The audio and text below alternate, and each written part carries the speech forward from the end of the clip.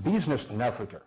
Bienvenue sur Business in Africa, votre chaîne YouTube consacrée aux investissements et au commerce en Afrique et dans la diaspora. N'oubliez pas de vous abonner et de partager.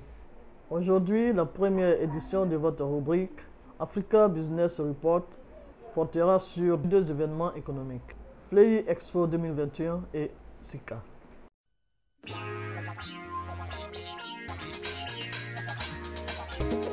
Business in Africa.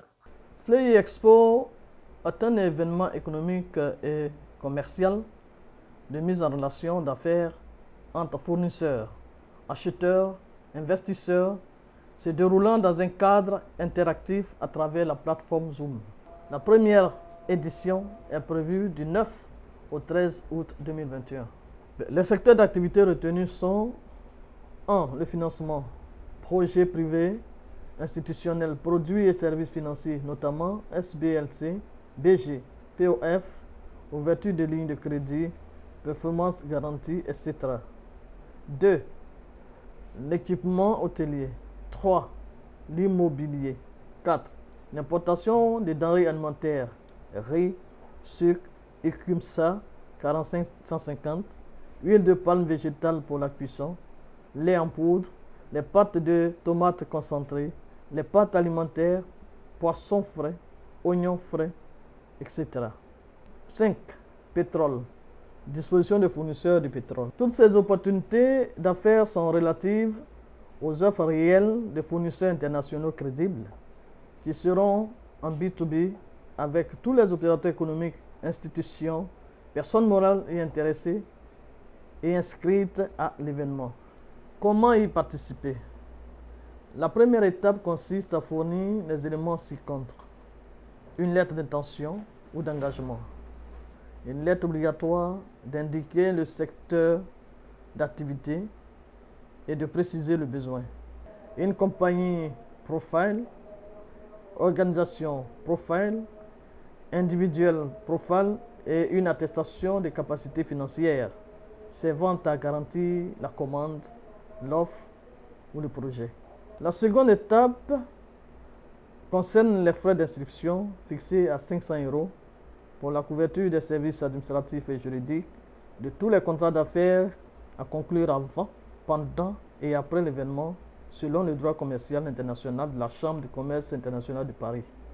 L'inscription confirmée donne droit au code d'accès du webinaire pour interagir avec les partenaires et investisseurs internationaux accrédités de la plateforme, entre autres Espagne, Canada, États-Unis, France, Grande-Bretagne, Allemagne, Russie, Belgique, Malaisie, Chine, Singapour, Émirats arabes unis et Qatar.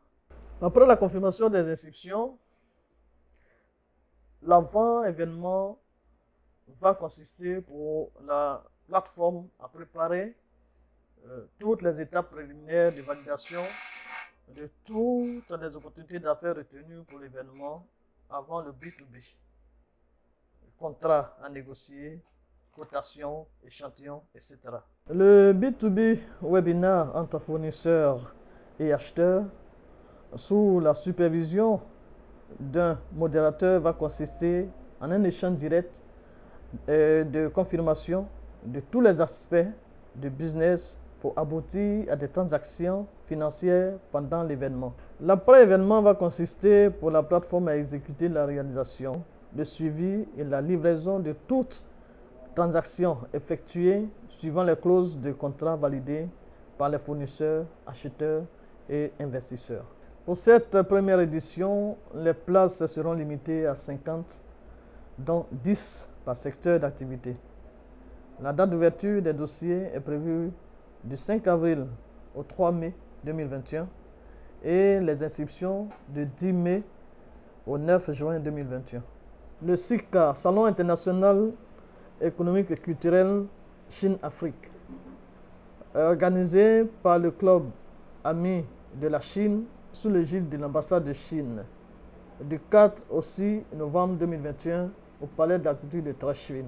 Une véritable opportunité pour renforcer les liens de coopération économique entre l'Afrique et la Chine.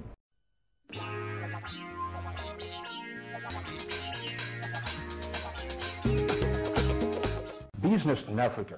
Bienvenue sur Business in Africa, votre chaîne YouTube consacrée aux investissements et au commerce en Afrique et dans la diaspora. N'oubliez pas de vous abonner et de partager. Aujourd'hui, la première édition de votre rubrique Découverte est consacrée à la Pologne. La Pologne est un État d'Europe centrale avec pour pays frontaliers à l'ouest l'Allemagne, la République tchèque au sud-ouest, la Slovaquie au sud, l'Ukraine à l'est-sud-est, la Biélorussie à l'est-nord-est et pour finir l'enclave russe de Kaliningrad au nord-est. La Pologne est peuplée de 38 millions d'habitants. Elle est le 34e pays le plus peuplé du monde. Elle est divisée en voïvodie au nombre de 16 depuis 1999. Les voïvodies sont à la fois des divisions administratives et des collectivités territoriales, elles-mêmes regroupées en districts, powiats et en communes gmina. La Pologne est une république parlementaire qui a pour monnaie le zloty. Elle est membre de l'Union européenne depuis le 1er mai 2004, du Conseil de l'Europe, du groupe de Visegrad, de l'Organisation mondiale du commerce, dont elle est membre fondateur, et de l'Organisation des Nations unies. L'économie de la Pologne est de type industriel et mixte avec un marché développé qui se situe à la 6e place au niveau de l'Union européenne et le plus important des pays de l'ancien bloc de l'Est. Depuis 1988, la Pologne a entrepris une libéralisation économique et suite à de nombreuses réformes, elle est citée en exemple et sert de référence pour la plupart des États post-communistes de l'Europe. L'économie polonaise est la seule en Europe à avoir évité la récession durant la crise économique de 2007-2008. La Pologne connaît une croissance économique soutenue depuis près de 30 ans. Un record au niveau de l'Union européenne, seule l'Australie la détrônant au niveau mondial. La Pologne est classée au rang des pays à haut revenu économique par la Banque mondiale. Elle occupe le 22e rang mondial en termes de PIB nominal et la 40e place en 2020 dans l'index Is Doing Business. La Pologne a une économie très diversifiée dont les composantes majeures sont le secteur des services 62,3%, suivi de l'industrie 34,2%. Et de l'agriculture, 3,5%. En 2017, la Pologne a réalisé un volume d'exportation de près de 224,6 milliards de dollars à travers le monde. La plupart de ces produits d'exportation sont la machinerie, les équipements électriques, les véhicules, les meubles et les plastiques. Longtemps restée inactive au niveau de l'Afrique, la Pologne s'est désormais engagée dans une politique proactive et dynamique pour promouvoir et renforcer davantage ses relations économiques et commerciales sur le continent africain. À travers ce numéro de cette rubrique, l'opportunité est offerte aux opérateurs économiques africains désireux de faire du business avec la Pologne, d'avoir des informations et l'assistance idoine de manière efficace. La Pologne est un partenaire commercial avec lequel nous devons compter désormais.